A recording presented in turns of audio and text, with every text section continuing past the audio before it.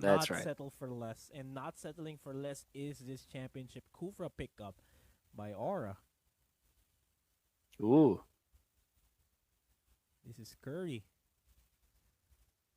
but yep, not as scary as the Atlas earlier on. I mean, man. all things considered, yeah, Kufra. I mean, Rafleisha can play a damn fine Kufra, but on the flip side, his Atlas was so masterful that RS Resurgence wasn't able to answer properly. Okay, I would give a lot of money to see another Atlas performance from Rafisha again. It seems like we'll not be given the chance. Nevertheless, this is still a mean Kufra. Like you said, this is expected to be one of the better Kufra players in the Southeast Asian region. This already won a championship, several championships even, and we can see this Kufra take off literally and figuratively from RPH. Wonder what they mix it up with. Putting the X-Borg in. Now it's Masha as well as the Yisan Shin. In game number one, I told that I was talking about Yisan Shin in the draft, and I kind of felt that there should be another objective taker in front of, in combination with it. We were not given that chance by Resurgence in the previous game, but this time they do have the Masha to go with the Yisan Shin, so that makes for a good matchup. Oh, sorry, a perfect, I'd say, combination or composition wherein you got your scouting potential courtesy of the ultimate Yisan Shin, and of course the damage is there. And then you also have that security of taking the objectives, be it Turtle Lord or turrets. Yeah, and they're really forcing this Leo Mord. I was supposed to say something on top of that, but it's going to be a JP Leomord once again. Yeah, All things considered, JP's Leomord was good, but all thanks to the sets of Rafleisha, I don't yeah. think Leomord is as viable in the meta now, but he's been showing up as Mm, a not a clutch, a a pocket pick for JP. yeah, that's right. So what you do with the Leomord now is don't put him in the side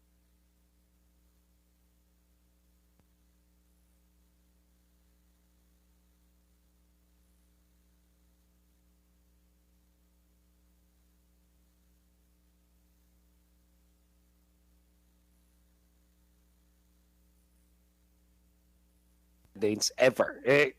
The performance of Leomord is just bad in the side lanes.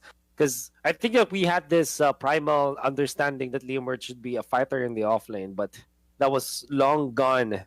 Now you can play him as the funnel hyper carry, actually. And that just means that we can see another off laner now, another side laner, which will be, in this case, the Jawhead. So what you're looking at now for the RPH side is it's like instead of going for Lancelot or Ling or your Claude, you just trade it up with a Leomord. And if given the purple buff and the orange buff and add some CDR in there coming up from your member set, kind of a fairly high uptime Phantom Steed, which also makes it that Leomord is always on a spot where he can always fight. And that's how you play it. That's how you play the hyper carry Leomord. Obviously, your late game potential is not as good as something like a Ling or a Claude, but your mid game is equally good. So it acts like a Lancelot, but with a horse, and the Thorn Rose is on a straight circle. Sorry, straight square rectangle. I mean, a straight circle. Yeah. I'm sorry. That just I laughed because I'm that gonna show you a straight circle, no man. I laughed. I had some. No. I laughed because that brought back memories Yeah, from high school where there was we had a teacher that said yeah, yeah, yeah, it's either form a straight line or form a circle, and she was like form a yeah. straight circle. Straight circle. Yeah, yeah, We created an yeah, oblong, an oblique. yeah, yeah. Because of how badly you wanna follow your teacher, right? No, just to Oh yeah, yeah. just to mock, Make but yeah, that's right. Yeah, Don't even attempt to show me a straight circle. man, I will. There, I will do a Google search right now for a straight circle. It's Nothing. just gonna show you us. Honestly, I'm just gonna show you a resto bar in Manila that No, says straight circle. no. That's a different thing. That's a different thing, and It's a different thing. let's just hop back into the game, shall we? Resurgence is gonna be on the blue side. Very aggressive fight here over the top side. Sync, did he actually? Oh no, he did not try to go for. Oh, he's about to go for the invade there, but Yeah, good call by Aura to stop the initial invade from coming in. Sync looking that in for an opportunity to go for the steal. Ooh, Will oh, it was not be close. able to steal it. So close. Sync not only one HP bar, has to be careful now, and the Kufra actually blocks them in here. So I just want to comment on the fact that there was an invade that Sync tried for the Masha. This is the I'd uh, I'd like to attribute it as one of the big openings now. Openers, if you're playing the Masha, you go for the orange invade, as I call it.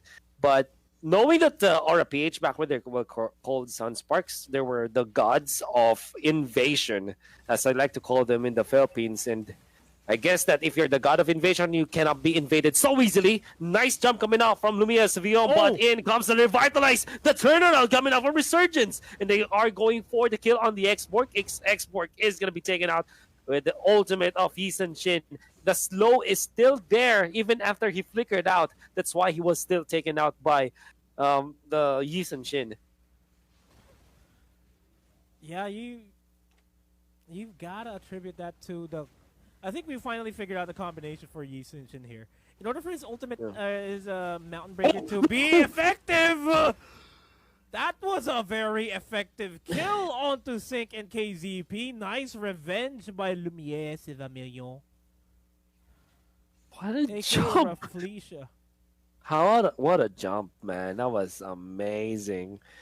And even me as the caster, I have the bird's eye view of what's gonna happen, and I was kind of following the movements from Resurgence, and I never really, I myself, even having a bird's eye vision, was surprised of the jump from JP, and he comes in for more. In comes the ultimate coming out to Phantom Steed, the Kufrag be taken out as the Yisun Chain takes advantage. What an arrow! Really threading the needle in there. But there's not a conversion into a kill, as JP thinks that it's not yet time to go. But yeah, going back to the conversation earlier on, the proper lineup here for the Yi Sun Shin Mountain Breaker, Mountain Shaker, forgot the name, to be effective is if you have a consistent slow. Because once the ultimate is up, if you are a hero that has mobility, you don't need to worry about damage output there. But if you have a constant slow, just like Valley, Okay. but wait, while that's happening, that is going to be a fight in the pit area. Flickered out, Lumiere, Raflesia flickers out. JP is going to be forced to flick out as well. That's going to be the turtle secured on their end as well. Oh no! Nia gets No caught way! by Greed. And once again, this is some playful plays by Aura. Yes, he dashed in, he greets the arrow of greed, and he gets stunned to the face, and we know that that's not going to happen. All due fairness for the Yisun Shin, he felt comfortable because they were already winning the fight. Nice momentum to get some shielding, but he will not survive the ultimate of the Baksha. In comes the damage from the fire missiles, but it's not going to be a problem at all for the Baksha. Able to keep himself alive in there. Nice snag on JP. It's a Top very lane. good stopper for a Missile farm. arrow not going to connect. The Rage is going to connect onto Sync. Yeah. Gonna be Searing Torrent's gonna be forcing them back, and the HPs are low here. Kilowash dives in, smart missiles to finish the job. KZP is gonna be diving into the fight here onto Greed. Greed's gonna be able to dash out there without any problems whatsoever. That's gonna be a complete disengage. like the decision from Kiluwash just flickering in because he knows that he still has some a little bit more smart missiles in there, so he's safe. Now in comes the turnaround. Oathkeeper passive. You can see how much damage it deals against that Baksha. Something that we have already forgotten. And look at that, they jumping for more. Nice jump from the Kufra as they take another. The help of Greed as well as Lumiere Sivamion. JP gets himself to a very nice spot there in the mid game. Reed might just be opting to go for a bait here. Abyssal Arrow connects onto Basha. The jump by Lumiere Sauvignon gets the range there. Gets the bouncing ball. No chances of any flickers there from Sync. Yeah. Man, this is not a Masha that's having a good time. She's 0-3-1. You don't want that to happen if you're the Masha. I mean, if you're not getting the kills or if you're not getting the push, at least don't die if you are Sync. But unfortunately, both is not happening. Now the turtle fight. They go for the last insanity, Mr. Nomad, as the turtle is going to be taken by the X-Borg. Who are they chasing? Arrow flies, hitting onto the Yisun Shin. But that's just an arrow for a retreat, says RPH, as they just back down, respecting the firepower of Resurgence. Yeah, Resurgence is, despite the fact that Resurgence is relatively behind in gold items and EXP, they're still a force to be reckoned with. Here goes to the Rage connecting onto Sync once again, making sure that all of the Rages connect. Flicker in by Sync. Goes for the disarm onto Kilowash. Kilowash goes for the ejection straight under the turret. The turret just out of range. They managed to secure the kill onto Kilowash. That's going to be Leah going down as well with the ultimate from Yisun Shin. And now this is going to be a bad time for Aura as the turret goes down and 4 members fall down in that top lane engagement. A big stumble coming up from RPH. I don't understand why they still fought there. They felt that Lumiere Sivamion or the Fisha will be able to thread the needle and just go to the back line, stun them all up.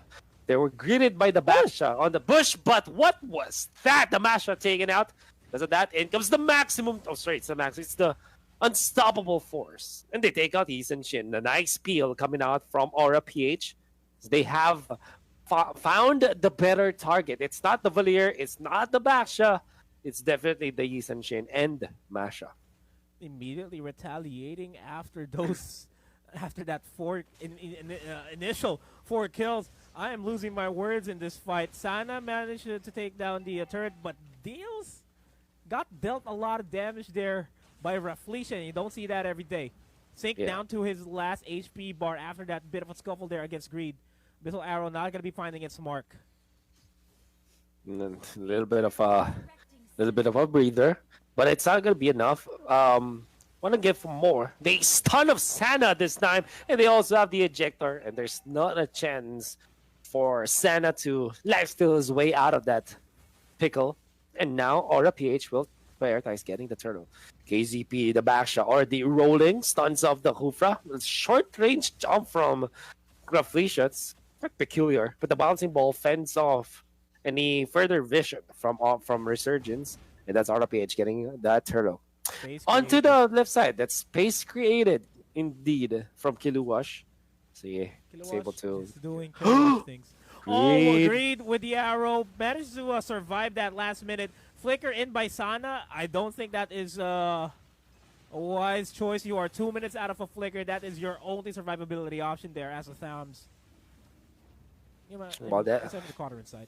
Oh, Greed gets spotted out by KZP, and he's finally gonna get taken out. KLVJ, Cutie Patuti, Uwu is gonna. Why did I even say Uwu? He's gonna try to. I lost my momentum. I'm sorry. You take that away now. All right, and now Raflesia is gonna take. Already sense that Kilowatt was gonna go for a killer play in the backlines. Good on him to focus down the Masha, because Masha is relatively the problem for now for these guys because of the disarm. The disarm is a huge deal when it comes to team fights. The 2 seconds that you're not able to auto attack, you're gone. Good thing for Kilowatt to just immediately target him for that. Very nicely done, coming out from our cage representatives. It's not yet over though for Resurgence. I still feel that they have a better chance in this game compared to the previous game. All they have to do is to rely on their initiations with this Basha. However, it seems like objectives the name of the game for Aura PH. As you can see, the two supports just zoning out and making the space for the rest of the gang to take the Lord. Now, oh, what a nice Phantom Steed lining them all up. Catches two, and the Baksha now in trouble. Oathkeeper passive makes it sure that Leomord is able to execute them, takes their head, and retreats to safety. Man, I said Leomord was a niche pick here, and I feel like it only really works properly on the hands of JP. Yeah, that's right. How good is that? They line up perfectly for that Phantom Seed to be so effective. And even when there's the back show, JP wasn't afraid at all. Now, Sync as well as KZP will be respawning, which makes this a 5v5 team fight for sure in the middle. But, oh, the jump, double jump, even though the last Insanity is going to be layered properly. No cigar, however, yet for Aura PH. Maybe they're focusing on the turret now, and they will be successful in doing so. Top lane, Joy able to escape the fangs of death. In comes the ultimate coming out from the Yisun Shin. Barely Not gonna get any big... Yeah. Silvermillion forced to flicker out of that arrow too. They are respecting the abyssal arrows by Greed. Looking for another arrow connection here. Not gonna find the Joy there. KLVJ lasting longer in this fight against KZP, longer than expected. Nice ejection out of there. And he still manages to go back and like, no, I'm fighting. And Green manages to take down KZP, and he's going to be paying the price for that. He's going to be traded out by Jason. That's going to be the dive in by JP with the Phantom Steed, taking down Leah. And now KLVJ, low on HP, flickers out, not safe, but manages to get zoned out by the rest of his teammates, down to 1 HP bar. Two members are going to fall down. It's just going to be Sadna left alive here in this 1v4 fight. This minion wave is going to go down without a doubt. Two endless battles onto JP and the Kilowatt all at the same time. This inhibitor turret on the bottom lane is going to go down, and this has to be the game unless KZP and Sana manage to defend this. They are now poised. They stop. Oh. What a play by Kilowatt! The throwing fireballs, man! And now they have taken Thams. They'll take KZP as well. That's Immortality pop, but I'm sure they'll take him down. Now, snowboarding, Yisun Shin gets the joint, but it's quickly punished by the Matador. That is JP. Sync tries to fight one by one. Audition coming up from Resurgence, and all of them, they're getting accepted. The arrow from Greed, the nail biter, the finisher from Aura PH as they take game number 2. My oh my, championship form for Aura PH. Not gonna lie, the most entertaining game that we've had so far. Yeah, that's right. Love it. Man, I have to commend Raflesia there at that last possible moment. As soon as Basha respawned, what KLVJ did, not what Raflesia did was he immediately went for the jump in front of Basha's trajectory while he was on the wheel. That just prevented any other additional